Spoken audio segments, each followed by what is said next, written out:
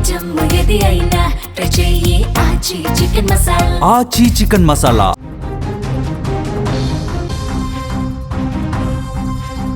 Karimnagar corporation కి సంబంధించి తొలి ఫలితం వచ్చేసింది. బీజేపీ ముందంజలో ఉంది. పోస్టల్ బ్యాలెట్ లో బీజేపీ లీడ్ కనబరుస్తోంది. విజయం దిశగా బీజేపీ దూసుకుపోయే అవకాశం చాలా స్పష్టంగా కనిపిస్తోంది. మరి కాసేపట్లోనే పూర్తి స్థాయి ఫలితాలు కూడా వచ్చే అవకాశం ఉంది. బీజేపీ శ్రేణులు కొంత ఆనందం వ్యక్తం చేస్తూ ఉన్నారు ఈ తొలి ఫలితంతోనే. సో నెక్స్ట్ ఫలితం ఏ విధంగా ఉండబోతుందో చాలా స్పష్టమైనటువంటి సంకేతం తొలి ఫలితంతో నమోదైందని చెప్పి బీజేపీ శ్రేణులు కూడా కొంత ఆనందం వ్యక్తం చేస్తున్నటువంటి పరిస్థితి. కరీంనగర్లో తాజా పరిస్థితి తెలుసుకునే ప్రయత్నం చేద్దాం. మా బ్యూరో చీఫ్ విజయ్ అక్కడి నుంచి లైవ్లో సిద్ధంగా ఉన్నారు. విజయ్, తొలి ఫలితం పోస్టల్ బ్యాలెట్ లెక్కింపులో బీజేపీ లీడ్ చాలా స్పష్టంగా కనిపిస్తున్నట్టు ఇన్ఫర్మేషన్ వస్తుంది. అక్కడ బీజేపీ శ్రేణులు ఏమంటున్నారు? పూర్తి స్థాయి ఫలితం రావడానికి ఎంత సమయం పట్టే అవకాశం ఉంది? డీటెయిల్స్ ఇవ్వండి. అయితే కరీంనగర్ సంబంధించినటువంటి కార్పొరేషన్ ఎన్నికల ఫలితాలు కాస్త ఆలస్యంగా వెలువడుతున్నా కూడా చాలా స్పష్టంగా ఇక్కడ బీజేపీ ఆధిక్యత కనపరుస్తుందని చెప్పుకోవాలి. అందరూ అంచనా వేసినట్టుగానే కేంద్ర మంత్రి, స్థానిక ఎంపీగా ఉన్నటువంటి బండి సంజయ్ ఈ ఎన్నికను చాలా సీరియస్గా తీసుకున్నారు. బీజేపీ అధిష్టానం కూడా ఈ ఎన్నిక మీద చాలా సీరియస్గా ఆలోచన చేస్తుంది. ఎందుకంటే ఎలా అయినా సరే ఈసారి కరీంనగర్ కార్పొరేషన్లో బీజేపీ జెండా ఎగరవేయాలనేటువంటి ఉద్దేశంతో మొదటి నుంచి కూడా ఎన్నికల సంబంధించినటువంటి క్యాడర్ అంతా కూడా, ఆ యంత్రాంగం అంతా కూడా పనిచేసిందని చెప్పాలి. అందుకు తగ్గట్టుగానే మొత్తం 66 డివిజన్లు కాను కరీంనగర్ కార్పొరేషన్ ఫలితాల్లో మొదటి తొలి ఫలితం అంటే ఏదైతే ఎన్నికలకు సంబంధించినటువంటి పోస్టల్ బ్యాలెట్లు ఉన్నాయో ఈ పోస్టల్ బ్యాలెట్ల ఫలితాల్లో చాలా స్పష్టమైనటువంటి ఆధిక్యత కనిపిస్తుంది. 66 డివిజన్లో 42కు పైగా స్థానాల్లో బీజేపీ ఆధిక్యతలో కొనసాగుతుంది. కాంగ్రెస్ కేవలం 9 నుంచి 10 స్థానాల్లో, ఇక బీఆర్ఎస్ 3 స్థానాలకు మాత్రమే పరిమితమైందని చెప్పాలి. ఇతరులు కూడా ఎంఐఎం కూడా ఇక్కడ కాస్త ఒక 2, 3, 4 డివిజన్లో మెజారిటీ కనిపిస్తుంది అనుకున్నప్పుడు కూడా ఎంఐఎం ఇప్పటివరకు ఖాతా తెరవలేదు ఆధిక్యతలో అని కూడా చెప్పవచ్చు. అయితే చాలా స్పష్టంగా బీజేపీ వన్ సైడ్లో ఉంది. అందరూ ఊహించారు కాస్త 34 స్థానాలు గెలుస్తుందా లేదా, మేయర్ పీఠాన్ని కైవసం చేసుకుంటుందా లేదా అనేటువంటి ఆసక్తి అన్ని పార్టీల్లో కూడా ఉంది. అయితే బీజేపీ మాత్రం మొదటి నుంచి చెప్తుంది ఖచ్చితంగా ఈ కరీంనగర్ స్థానాన్ని, కార్పొరేషన్ స్థానాన్ని తాము కైవసం చేసుకుంటామని చెప్తుంది. అందుకు తగ్గట్టుగానే ఫలితాల సరళి కూడా వెలువడుతోంది. ప్రస్తుతం మనతో బీజేపీకి సంబంధించినటువంటి కరీంనగర్ నగర కీలక నాయకుడు, మాజీ మేయర్ యాదగిరి సునీల్ రావు గారు ఉన్నారు. ఆయనతో మాట్లాడదాం. ఆయన కూడా 42వ డివిజన్లో ఆయన కార్పొరేటర్ అభ్యర్థిగా పోటీ చేస్తున్నారు.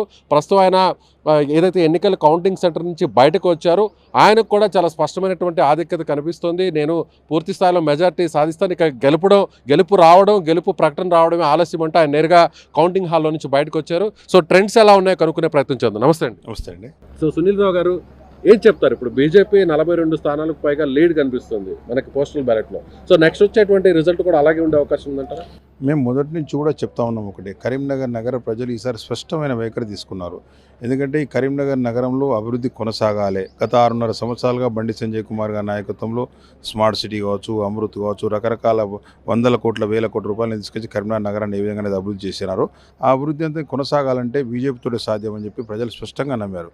మరి ఇంకోవైపు బీఆర్ఎస్ అండ్ కాంగ్రెస్, ఎంఐఎం కుట్రలను కూడా ప్రజలు చూసినారు. 3 పార్టీలు ఏకమై ఎంఐఎంకి అయితే మేయర్ పీఠాన్ని కట్టబెట్టే కుట్రలు చేస్తూ ఉన్నారో దాన్ని కూడా గమనించినారు. కాబట్టి ప్రజలు స్పష్టమైన వైఖరి తీసుకొని ఈరోజు బీజేపీ మొగ్గు చూపడం జరిగింది. ఈరోజు పోస్టల్ బ్యాలెట్ వస్తే దాదాపు 42 నుంచి 40 స్థానాల్లో బీజేపీకి స్పష్టమైన ఆధిక్యత ఉంది. మెయిన్ కౌంటింగ్ కూడా స్టార్ట్ అయింది. మెయిన్ కౌంటింగ్లో కూడా బీజేపీ అభ్యర్థులు స్పష్టమైన ఆధిక్యత కొనసాగుతూ ఉన్నారు. తప్పకుండా కూడా మెజార్టీ స్థానాలకు మించి మనం బీజేపీ కైవసం చేసుకొని కరీంనగర్ నగర మేయర్గా బీజేపీ అభ్యర్థి తప్పకుండా కూడా మేయర్ పీఠం కైవసం చేసుకోబోతా ఉన్నారని స్పష్టంగా చెప్తాను. దీనికి ప్రజల వద్దకు మనం చేసినటువంటి ప్రచారం కావచ్చు, మా నాయకుడు బండి సంజయ్ కుమార్ గారు చేసినటువంటి రోడ్ షోస్ కావచ్చు, మహిళా సోదరిమల యొక్క కార్యక్రమాలు కావచ్చు, గడప గడపకు ప్రచారం కావచ్చు, అభివృద్ధి విషయంలో మేము గతంలో చేసినటువంటి విషయాలు ప్రజల దృష్టికి తీసుకెళ్ళడం కావచ్చు, రాబోయే రోజుల్లో ఏ విధంగా అభివృద్ధి కొనసాగాలంటే బీజేపీ వల్లనే సాధ్యమవుతుంది. కాంగ్రెస్ పార్టీ ప్రభుత్వం గత 2 సంవత్సరాల్లో ₹1.50 కూడా కరీంనగర్ మున్సిపల్ కార్పొరేషన్కి ఇవ్వనటువంటి విషయాన్ని కూడా మేము ప్రజల దృష్టికి తీసుకెళ్ళాం. ఈ ఒక కుమ్మక్క రాజకీయాలు తీసుకెళ్ళాం, అభివృద్ధికి సహకరించకపోయిన విషయాన్ని తీసుకెళ్ళాం. మరోవైపు అభివృద్ధి ఏ విధంగా చేసినాం గత 6.5 సంవత్సరాల్లో, రాబోయే రోజుల్లో కేంద్రం ద్వారా ఈ నిధులు తీసుకొచ్చి పెద్ద ఎత్తున తీసుకొచ్చి కరీంనగర్ నగరంలో జరుగుతున్న అభివృద్ధిని కొనసాగిస్తామని కూడా చెప్పినాం. దీనికి ప్రజల యొక్క ఆమోదం లభించింది. 66 డివిజన్లు ఉన్నాయి. ఇప్పుడు ప్రజెంట్ అయితే పోస్టల్ బ్యాలెట్లు చూస్తే 42 వరకు, అంటే వన్ సైడ్ అయితే మాత్రం ప్రస్తుతానికి పోస్టల్ బ్యాలెట్లో ఉన్న రిజల్ట్ కనిపిస్తుంది. మెయిన్ కౌంటింగ్లో కూడా పోస్టల్ బ్యాలెట్ చాలా తక్కువ స్థాయిలో ఉంటాయి, తక్కువ సంఖ్యలో ఉంటాయి. కానీ మెయిన్ రిజల్ట్ అందుకు ఒక్కొక్కసారి విరుద్ధంగా కూడా వచ్చే అవకాశం ఉంటుంది. అయితే ట్రెండ్స్ చూస్తుంటే వన్ సైడ్ అంటే 42 పైన వరకే ఉన్నాయి.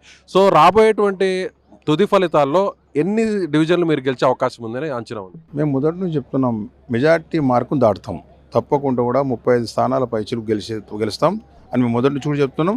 ఆ దిశగా, ఎందుకంటే పోస్టల్ బ్యాలెట్ అనేది ఒక మేధావులు, ఉద్యోగస్తులు, మరి అన్ని రంగాల్లో ఉన్నటువంటి వాళ్ళు వేసేటు పోస్టల్ బ్యాలెట్ ఎంతో ఆలోచించి కానీ వారు ఓటైనటువంటి వస్తే వాళ్ళందరూ కూడా ఒకవైపు సీరియస్గా మరి బీజేపీ మద్దతు చెప్తూ ఉంటే, సామాన్య మానవుడు కూడా ఈరోజు కరీంనగర్ నగరంలో జరిగినటువంటి అభివృద్ధిని చూస్తారు.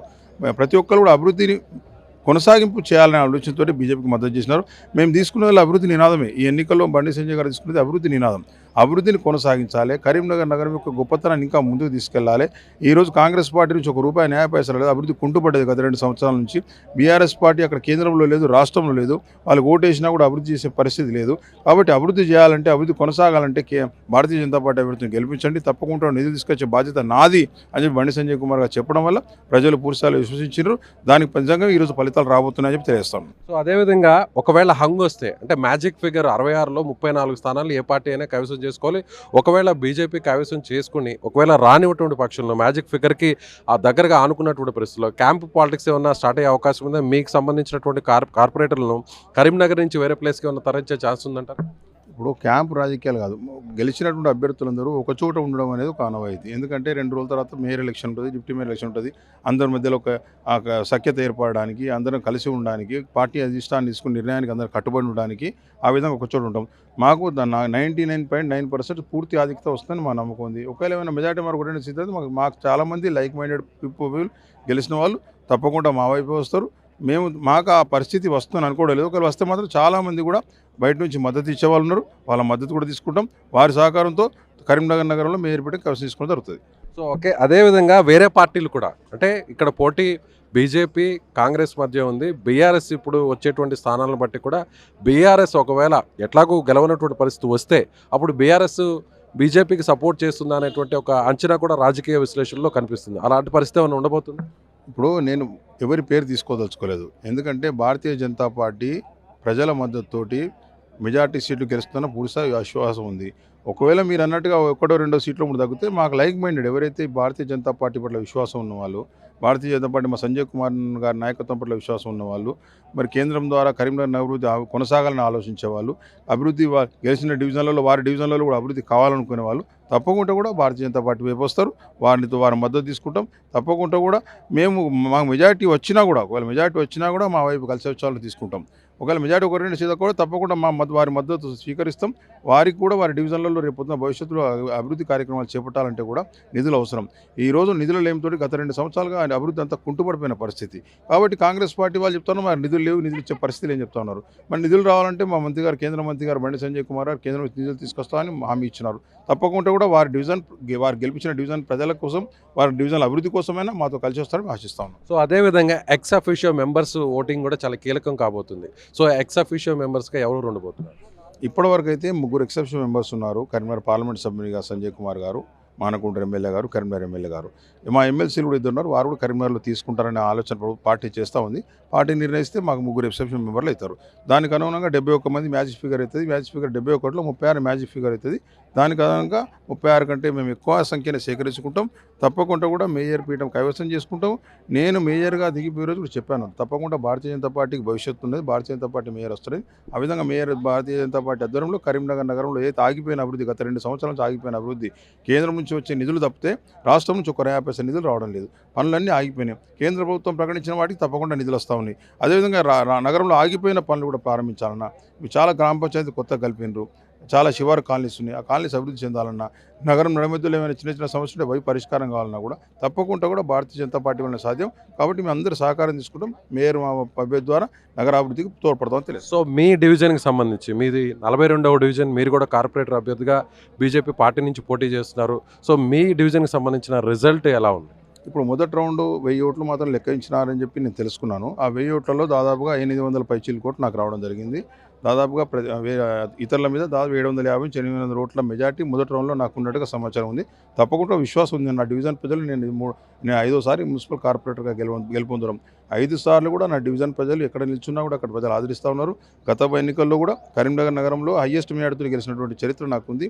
ఈసారి కూడా ఆ చరిత్ర పునరావృతం అనుకుంటున్నాను. ఇక్కడ నా డివిజన్ ప్రజల అభిమానం, వారి యొక్క దీవెన, వారి యొక్క ఆశీస్సుల వల్ల ఆ విధంగా ఫలితం ఉండబోతుందని ఆశిస్తా ఉన్నాను. రైట్ అండి. సో ఇది బీజేపీ పార్టీ చాలా ధీమా వ్యక్తం చేస్తుంది. ఖచ్చితంగా కరీంనగర్ కార్పొరేషన్ స్థానంలో మేయర్ పీఠాన్ని కైవసం చేసుకుంటాం.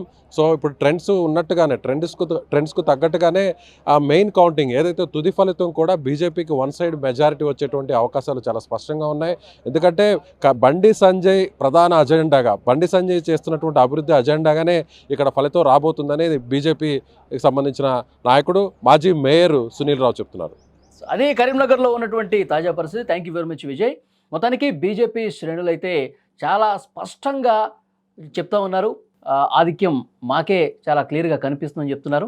మాజీ మేయర్ సునీల్ రావు 42వ డివిజన్ నుంచి వారు పోటీ చేసినటువంటి క్లియర్గా వాళ్ళు కూడా చాలా ధీమాతో ఉన్నటువంటి పరిస్థితి ఉంది. సో మొత్తానికి చూసుకుంటే కరీంనగర్లో తొలి ఫలితం అంటే పోస్టల్ బ్యాలెట్ లెక్కింపు తర్వాత వాళ్ళలో ఒక ఉత్సాహం కనిపిస్తోంది. ఎందుకంటే తొలి ఫలితం వాళ్ళకి అనుకూలంగా ఉంది కాబట్టి మొత్తం ఇక అన్ని డివిజన్స్లో కూడా ఇదే రకమైనటువంటి ట్రెండ్ కొనసాగుతుందని చెప్పి ఒక ధీమా వ్యక్తం చేస్తున్నారు. చూద్దాం, మరికొద్దిసేపట్లోనే తుది ఫలితం కూడా రాబోతుంది. మొత్తం ఫలితాలన్నీ కూడా ఇంకో 2 గంటల్లో క్లియర్ అయిపోయే అవకాశం ఉంది. ఆ తర్వాత పరిస్థితి ఏంటో కూడా ఒక్కసారి మనం తెలుసుకునే ప్రయత్నం చేద్దాం.